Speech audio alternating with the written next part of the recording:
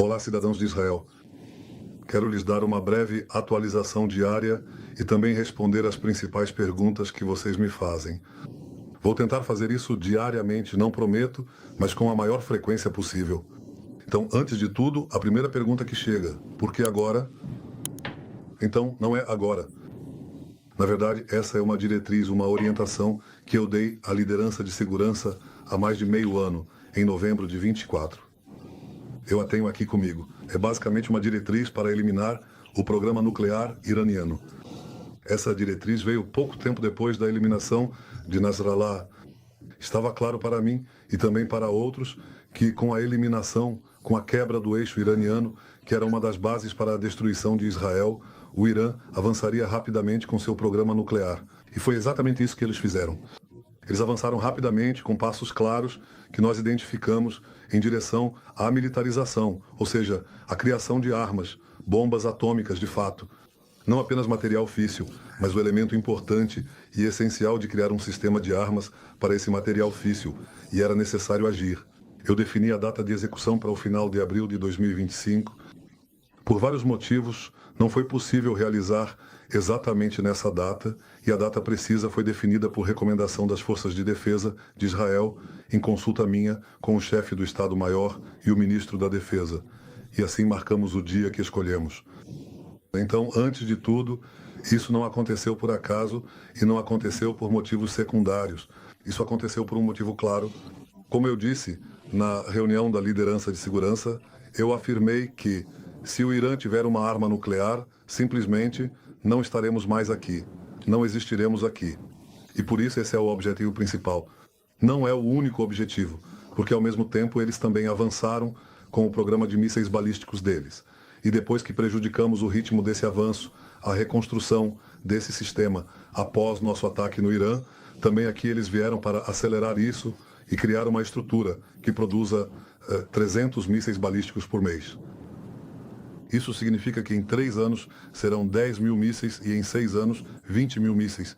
Cada um com 1 tonelada de explosivos, um ônibus cheio de explosivos caindo sobre as cidades de Israel. Isso também é uma ameaça existencial. 2 ameaças existenciais que decidimos que não podemos mais esperar. Então essa é a razão. Não foi algo de última hora, foi algo preparado antes do último momento. E se me permitem dizer, em nível pessoal, eu vejo essa ameaça. Em 1982, escrevi em um dos livros que publiquei. Apenas 3 anos após o estabelecimento do regime dos ayatolás, que a maior ameaça para a humanidade e para nós, para o nosso país, seria o regime de terror dos ayatolás, que poderia se armar com armas nucleares e nos ameaçar, assim como a muitos outros. Há 25 anos, Ron Dermer, disse que quando veio até mim no primeiro dia para se juntar à minha equipe, ele perguntou qual era a maior ameaça. Qual é o maior tema em que eu acho que devemos focar? Eu disse: eliminar a ameaça nuclear iraniana, porque se não lidarmos com isso, não estaremos mais aqui. Eu não consegui. Durante meus mandatos, especialmente ao longo dos anos cruciais de 2011 e 2012, tive um forte desejo e, de fato, a intenção de realizar um ataque israelense em 2 ocasiões distintas. No entanto, apesar da minha firme convicção, não consegui reunir uma maioria suficiente de apoio.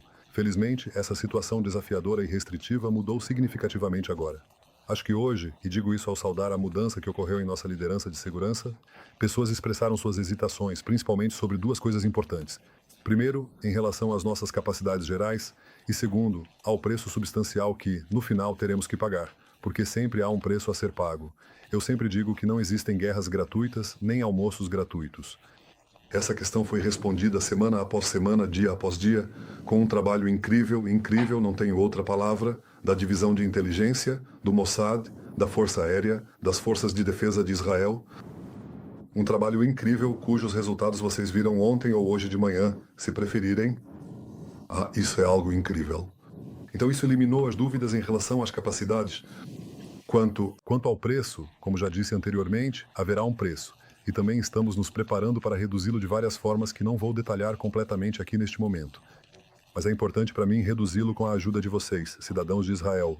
Vocês precisam entender, não fiquem em euforia. É preciso, como disse, com razão, o ex-general Amir Baran disse, é preciso humildade e responsabilidade. Então, humildade porque a guerra ainda, ou essa luta ainda não terminou. E responsabilidade, simplesmente ouvir as instruções e ficar próximo das áreas seguras. Porque nós e vocês queremos reduzir ao máximo possível o número de vítimas. Isso faz parte da vitória. Agora, o terceiro ponto, surgiu também outra pergunta. Ela está relacionada à segunda grande questão que vocês estão perguntando. E quanto aos Estados Unidos?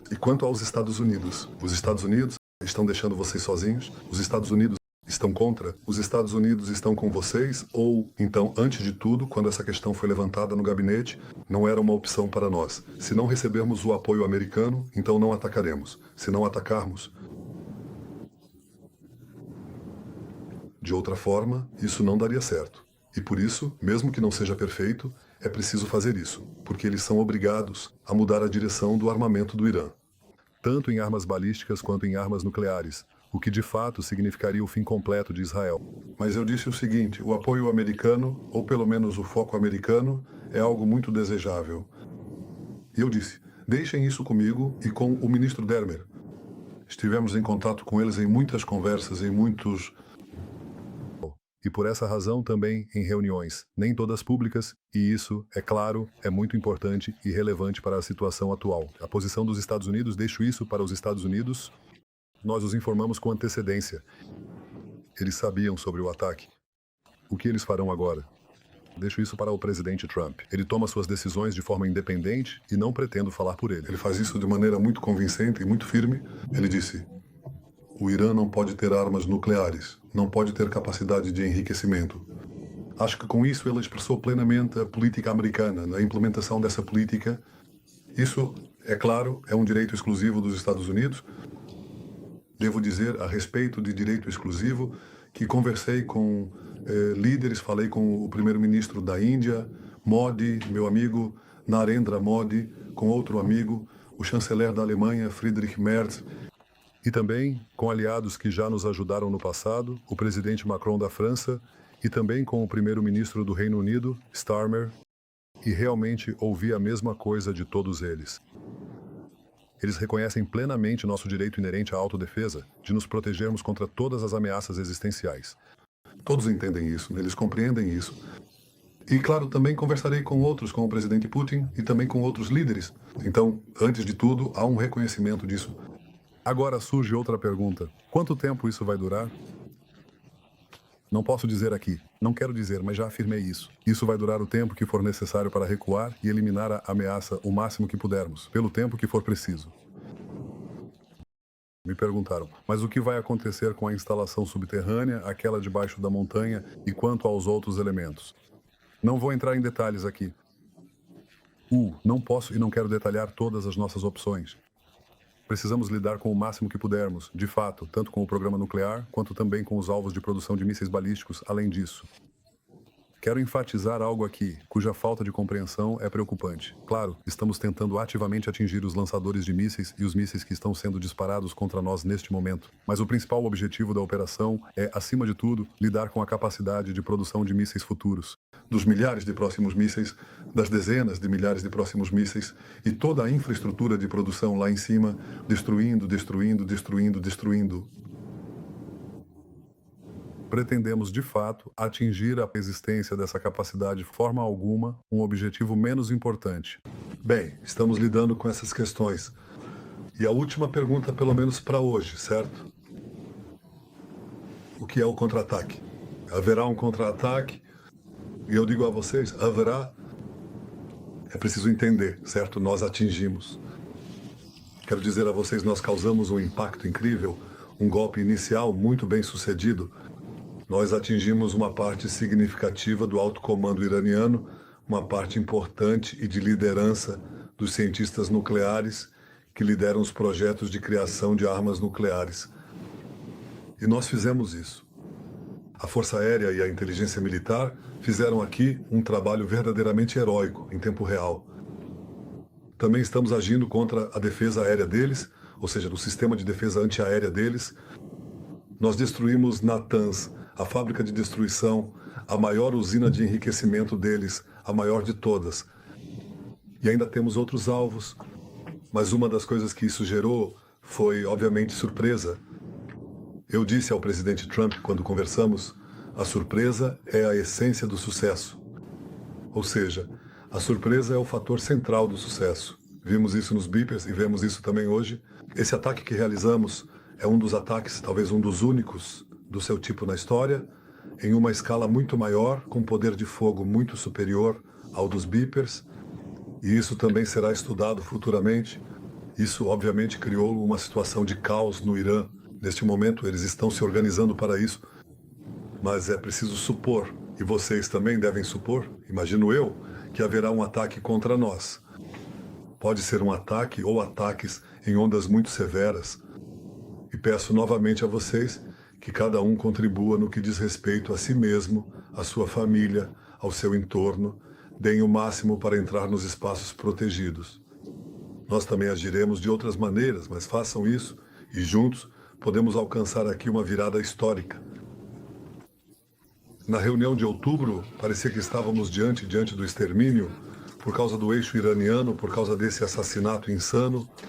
Aliás, acredito que o sucesso nesse eixo também terá um impacto positivo na questão de Gaza e dos sequestrados.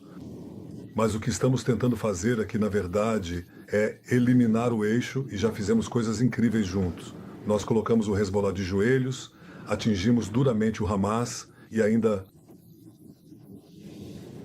atingimos o próprio Irã, mas o que estamos fazendo agora é de um nível completamente diferente, e isso pode mudar a história. Precisamos realmente garantir o nosso futuro. Para garantir um Oriente Médio verdadeiramente diferente e mais próspero, ainda hoje, também pretendo falar diretamente ao povo iraniano, expressando a nossa esperança e o nosso compromisso com um futuro de paz. Só quero dizer a vocês, se trabalharmos corretamente, se trabalharmos juntos com responsabilidade, temos o poder de provocar aqui uma virada na história de Israel, na história do nosso país. Agradeço a vocês pelo apoio, agradeço pela cooperação e, como disse, repito, juntos resistiremos, juntos lutaremos e, com a ajuda de Deus, juntos venceremos.